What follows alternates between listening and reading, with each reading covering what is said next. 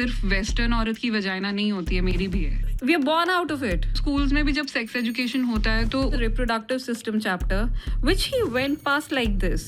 Vocabulary का हिस्सा बना दो उसे बिल्कुल शुरू से। लेकिन हम तो बच्चे को शेम शेम कहना सिखाएंगे, क्योंकि बच्चा बॉडी पार्ट्स के और स्पेशली प्राइवेट पार्ट्स के नाम लेता हुआ कितना अजीब लगेगा। ऐसा करते हुए तो शर्म आनी चाहिए ना, शर्म, शेम। इसीलिए तो बॉडी पार्ट्स को ही शेम शेम कह दो। बच्चा बोलना सीखे तभी उसे बता दो कि शरीर के इस हिस्से के बारे में बात करते हुए तुम्हें शर्म आनी चाहिए, शेम शेम। और फिर जब बदलापुर जैसी घटना होती है तब याद आता है कि बच्चे को पहले ही गुड टच बैड टच के बारे में बताना चाहिए था। फिर अचानक से स्टूडेंट्स को, उनके पेरेंट्स को, टीचर्स को, सबको सेक्स एजुकेशन को लेकर सेंसिटाइज करने पर चर्चा शुरू हो जाती है। लेकिन ये सिर्फ चर्चा तक ही सीमित रह जाता है, क्योंकि सेक्स तो बोलना नहीं चाहता आपसे, खाक एजुकेशन दोगे आप? हाँ। नमस्कार, आप देख रहे हैं डॉइचे वेले हिंदी। मेरा नाम है ईशा और आज के एपिसोड में बात सेक्स एजुकेशन की, जो स्कूल के करिकुलम से पूरी तरह गायब है। बेशरम ईशा। पिछले साल एक फिल्म आई OMG 2। सेक्स एजुकेशन को हाईलाइट करने वाली इस फिल्म की कमाल की बात ये थी कि इसके ट्रेलर ने किसी को पता ही नहीं चलने दिया कि फिल्म किस बारे में। और टीनेजर्स के लिए बनी इस फिल्म को सेंसर बोर्ड ने सर्टिफिकेट दिया A, यानी आप हॉल में जाकर फिल्म तभी देख सकते हैं अगर आप 18 साल से बड़े हैं। मतलब जिसके लिए फिल्म बनी है उस तक कहीं गलती से पहुंच ही ना जाए। और एग्जैक्टली यही हाल हमारे स्कूलों का भी है। 2007 में जब HRD मिनिस्ट्री ने देश भर के स्कूलों में सेक्स एजुकेशन लाने की कोशिश की तो कई राज्य सरकारों ने इसे खारिज कर दिया। गुजरात, मध्य प्रदेश, महाराष्ट्र, कर्नाटक, राजस्थान, छत्तीसगढ़ और यहाँ तक कि गोवा का भी कहना था, जो चीज सदियों से ऑप्शनल है उसको कंपलसरी क्यों करना? एग्जैक्टली। फिजूल में वेस्टर्न कॉन्सेप्ट्स लाकर बच्चों को बिगाड़ रहे हैं।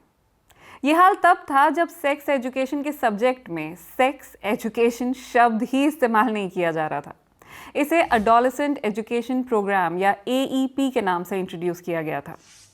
2 साल बाद इसे री इंट्रोड्यूस किया गया, इस बार लाइफ स्किल्स एजुकेशन प्रोग्राम या LSE के नाम से। इस बार दिलचस्प बात यह थी कि पूरे कोर्स से सेक्स, सेक्सुअलिटी जैसे सारे वर्ड्स हटा दिए गए थे। काफ़ी संस्कारी कोर्स बनाया गया, लेकिन कितने स्कूलों में पढ़ाया गया, इसका हुआ क्या, इस पर कोई डेटा नहीं है। फिर 2020 में नेशनल एजुकेशन पॉलिसी को रिवाइव किया गया। इसमें भी बच्चों की सेहत, एज अप्रोप्रिएट नॉलेज वगैरह जैसी बातें शामिल तो की गई, लेकिन ग्राउंड रियलिटी ये रही। भारत में तो विशेष करके सेक्स के बारे में कोई बात ही नहीं होती। स्कूल में प्रॉपर जो सेमिनार्स वगैरह कंडक्ट होते हैं वैसा कुछ हुआ नहीं। हमारी टीचर ने तो हमें वो छुड़वा दिया था। लड़कों को सेक्सुअल एजुकेशन की ज़रूरत नहीं है। मेरे कुछ कज़न्स या फिर दोस्तों ने फर्स्ट टाइम बताया था कैसे क्या है। जैसे ही सेक्स के रिलेटेड कोई चैप्टर आता है तो टीचर उसको स्किप कर देते हैं कि इसको रहने दो, फिर पढ़ा दूंगा, लास्ट में पढ़ा दूंगा। ये जो टीचर्स होते हैं ना, जो इस तरह के बहाने मारते हैं कि अगले हफ्ते पढ़ा देंगे, अगले साल पढ़ा देंगे, इन्हें दरअसल बच्चों के ऐसे सवालों से डर लगता है। कॉपुलेशन का क्या मतलब होता है सर? जैसे एक बर्ड के ऊपर दूसरा बर्ड बैठता है ना, तो उसको मतलब सर मैं अभी ये चंदन के ऊपर बैठ जाऊं तो कॉपुलेशन हो जाएगा सर? और ये डर इन्हें इसलिए लगता है क्योंकि इन्हें ट्रेनिंग नहीं दी जाती कि बच्चों से ठीक से बात करनी कैसे है। 2018 में एक ऑनलाइन सर्वे किया गया जिसमें युवा लोगों से उनकी सेक्सुअलिटी के बारे में कुछ सवाल किए गए। इस सर्वे में 2500 लोगों ने हिस्सा लिया। नतीजों ने दिखाया कि शहरों में 45% से ज़्यादा बच्चों को 13 साल से पहले ही सेक्स के बारे में जानकारी थी। इनफैक्ट 14 से 18 की उम्र के बीच में 50% लोगों ने माना कि उनके अपने बॉयफ्रेंड या गर्लफ्रेंड के साथ किसी न किसी तरह के सेक्सुअल एनकाउंटर्स हुए। इंटरनेट एज में अगर आप ये उम्मीद करेंगे कि आप बच्चे के 15-16 साल के होने के बाद ही सेक्स एड जैसा सब्जेक्ट इंट्रोड्यूस करेंगे तो ये अपने आप में ही काउंटर इंट्यूटिव है, क्योंकि उस उम्र तक बच्चे ऑलरेडी गूगल से सवाल कर चुके हैं। और अब तो बच्चों के पास AI है, ChatGPT है, और ऐसे में वो गलत सोर्स से गलत इन्फॉर्मेशन हासिल ना करें, इसके लिए ज़रूरत है कि हर उम्र में उन्हें उनके शारीरिक और मानसिक विकास के बारे में बताया जाए, जैसा कि विस्पर्स की इस एड ने किया।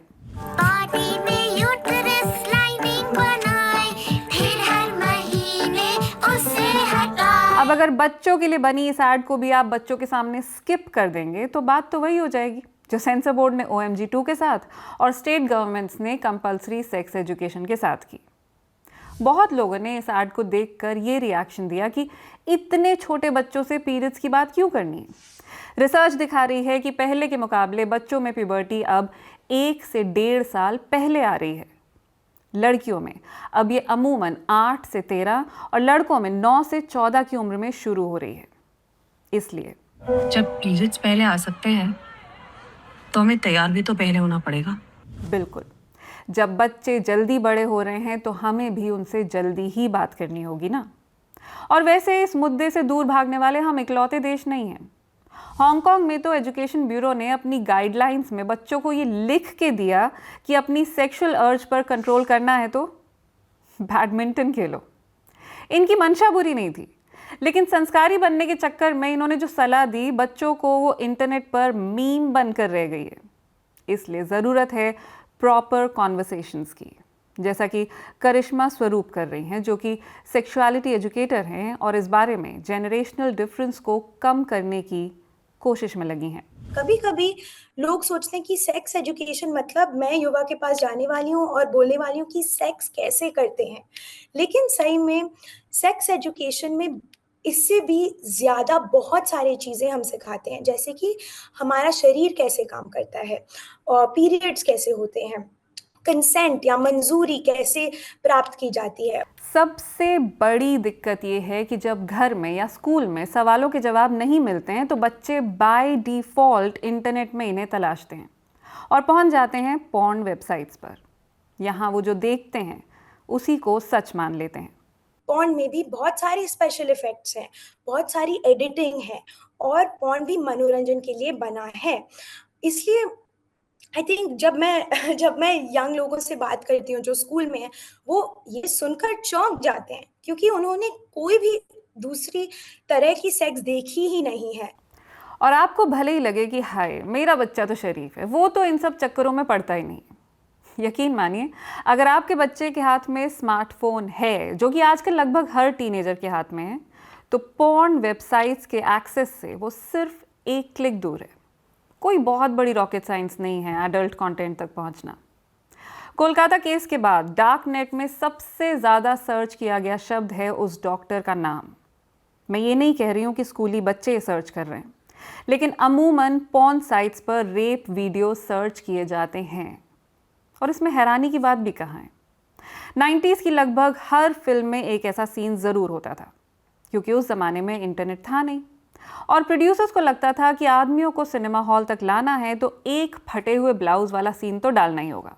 पॉइंट ये है कि इस तरह का कंटेंट बच्चों की साइकोलॉजी पर जिंदगी भर के लिए छाप छोड़ता है। इसलिए बहुत ज़रूरी है कि शुरू से ही उनसे खुलकर बात की जाए। डॉक्टर तनुश्री पांडे गायनेकोलॉजिस्ट हैं और सेक्सुअल हेल्थ पर अवेयरनेस लाने की कोशिश कर रही हैं।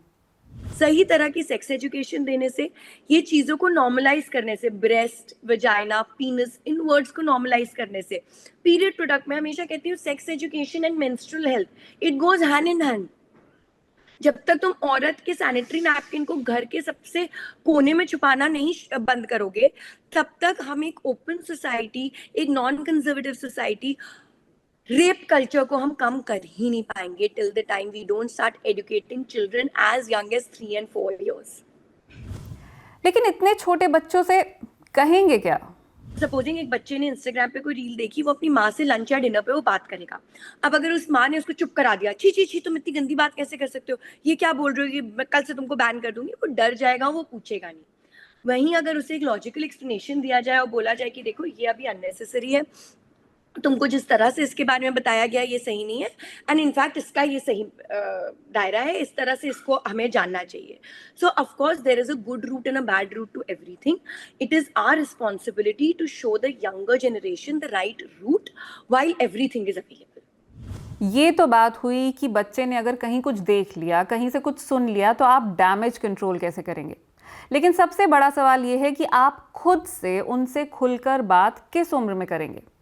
सिर्फ पीरियड्स के बारे में नहीं, सेक्स एजुकेशन से जुड़े उनके सब सवालों के जवाब देने के लिए आपको कॉन्वर्सेशन कब करनी होगी।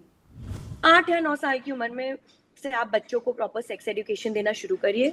धीरे धीरे उनको एनकरेज करिए, इंट्रोड्यूस करिए with the right terms. Make it an open society where they can ask the teachers, their parents about sex and things related to it, and they will stop googling it. UNESCO की एक study दिखाती है कि sex education को school curriculum में शामिल करने से बच्चों में अपने शरीर को लेकर कॉन्फिडेंस आता है, वो खुद को लेकर ज़्यादा अवेयर होते हैं। ऐसे यंगस्टर्स में सेक्शुअली ट्रांसमिटेड इन्फेक्शंस और टीनेज प्रेगनेंसीज के मामले कम पाए जाते हैं। वो कंसेंट को भी ठीक से समझते हैं और सेक्सुअल असॉल्ट को भी।